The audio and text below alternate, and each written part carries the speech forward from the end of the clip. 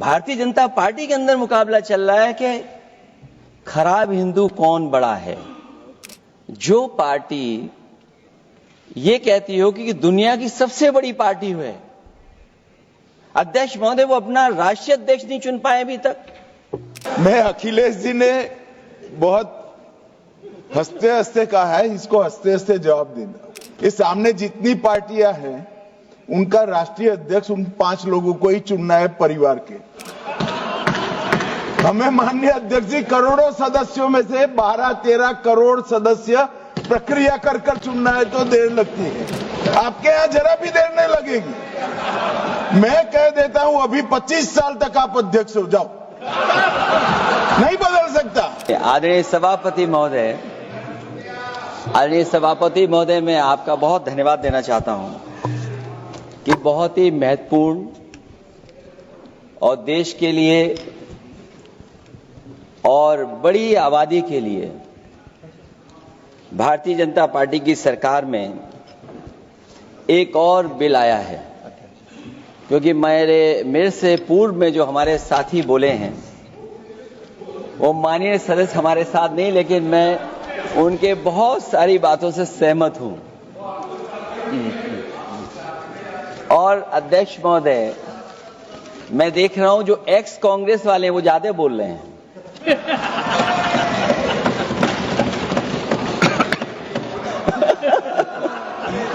आदरणीय अध्यक्ष महोदय,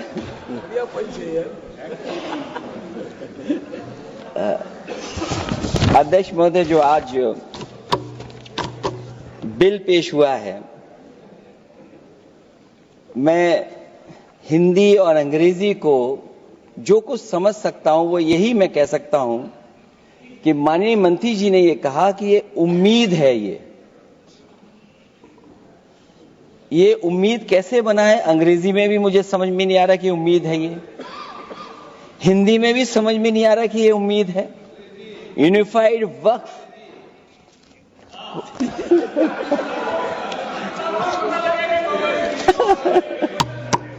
अध्यक्ष महोदय, यूनिफाइड वक्फ मैनेजमेंट अध्यक्ष महोदय, ये अध्यक्ष महोदय, मैं समझ सकता हूं कि मैं वो बात छेड़ना नहीं चाहता था, लेकिन क्या करूं, मजबूरी है अब। अध्यक्ष महोदय, अभी माननीय सदस्य लोग ये कह रहे हैं कि हमारे सदस्य नहीं है यहां पर जो हमारे साथी हैं, लेकिन अध्यक्ष महोदय मैं ये कहना चाहता हूं, ये जो बिल लाया जा रहा है, भारतीय जनता पार्टी में एक मुकाबला चल रहा है। भारतीय जनता पार्टी के अंदर मुकाबला चल रहा है कि खराब हिंदू कौन बड़ा है। और ये बात अध्यक्ष महोदय मैं ऐसे ही नहीं कह रहा हूं। जो पार्टी ये कहती हो कि दुनिया की सबसे बड़ी पार्टी है, अध्यक्ष महोदय वो अपना राष्ट्रीय अध्यक्ष नहीं चुन पाए अभी तक। अध्यक्ष महोदय, भारतीय जनता पार्टी क्या है?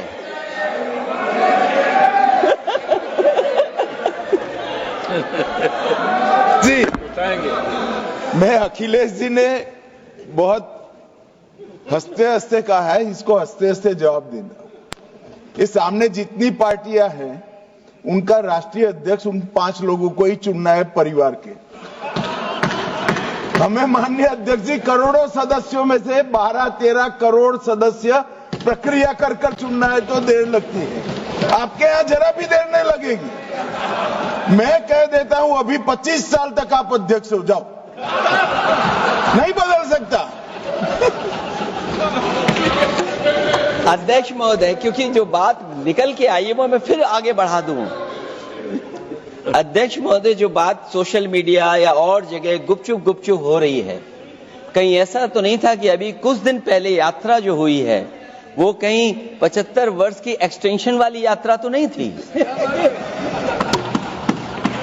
अध्यक्ष महोदय, ये जो इस बार जो वक्फ बिल आया है, नाकामी का पर्दा इस बार है वक्फ बिल। और नाकामी कोई एक आध नहीं है, मैं कई नाकामियां बता सकता हूं।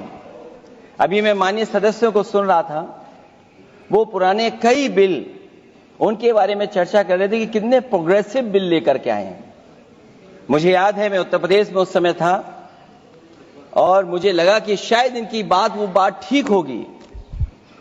एक ये बहुत तैयारी के साथ फैसला लेकर के आए थे और फैसला ये लिया था आधी रात के आज के बाद नोट नहीं चलेंगे, नोट बंद हो जाएंगे। अध्यक्ष महोदय, उस नोटबंदी नाकामी के बारे में भी तो चर्चा हो जाए कि अभी भी न जाने कितनी जगह पर कितना रुपया निकला जा रहा है, कितना निकल करके आ रहा है। केवल नाकामी नोटबंदी की नहीं, नाकामी बेरोजगारी की भी है, नाकामी महंगाई की भी है, नाकामी किसान की आय दोगुनी नहीं कर पाए वो भी इनकी नाकामी है। मुझे याद है एक माननीय मंत्री जी पूरे देश की नदियों के बारे में बीओडी बता रहे थे, लेकिन माननीय मंत्री जी ये भूल गए कि उनके शहर में, उनके क्षेत्र की जो नदी है उसकी बीओडी क्या है। गंगा क्या साफ हो गई, यमुना क्या साफ हो गई, स्मार्ट सिटी क्या बन गई, क्या गोद लिए हुए गांव इन्होंने गोद से उतार दिए, उनकी क्या दुर्दशा है।